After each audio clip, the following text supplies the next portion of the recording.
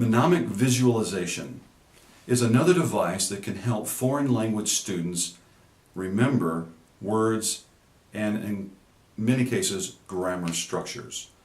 What are mnemonics?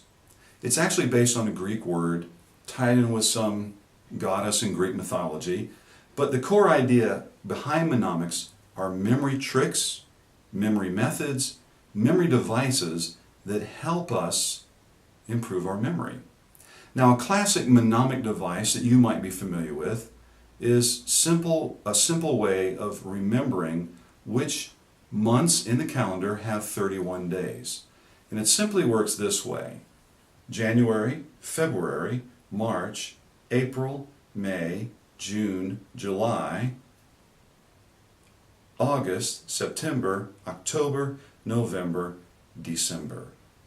Every month that lands on a knuckle has 31 days. That really is a kinesthetic and visual, tactile and audio, multisensory mnemonic device. How can we use mnemonics to help us learn a language? Well, let me give you an example. I tried for many months to differentiate between the Mandarin word Hong and Huang. Hong is red, Huang is yellow. But as a new language student, these words are very similar, and I just couldn't separate them. I couldn't get them right. 50% of the time when I wanted to say yellow, I said red. The other 50% of the time when I wanted to say red, I said yellow. So I used a mnemonic memory device, an absurd visualization of a bizarre scene that would help me remember the word Hong. Very simple. I visualize a dog painting the word in red letters, Hong, on the side of a white elephant. Once I remembered Hong, I could always use that to remind me that the other one, Huang, meant yellow. A simple, absurd visualization helped me to remember that word. As another example, we were trying to rent an apartment and we had to sign a contract. And we needed to really nail the word contract. In Mandarin, it's he tong.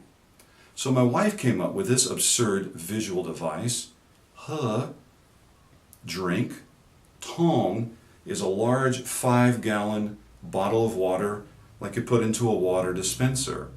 So that visual device, or visual mnemonic, of a man standing on top of a giant contract drinking out of a 5-gallon tong helped my wife and helped me to remember the word he tong. So these are visual, absurd mnemonics that help us. So when you're putting these together, remember, absurdity, bizarre, these are things that stand out in our mind. Now, Confucius said over 2,500 years ago that a picture is worth 1,000 words. Well, an absurd or bizarre picture might be worth 2,000. Well, we haven't done the research on that yet, but here's the point. Absurd mnemonics will stand out in your mind, especially is this technique good for visual learners. Now later, we'll talk about a flip book. A flip book is simply a device, flashcards that are spiral bound. You can draw in that flip book absurd pictures that will help you to remember words. In conclusion, if you're my age, you'll remember Steve Martin, a famous American comedian. And what he did was revolutionized comedy through the absurd.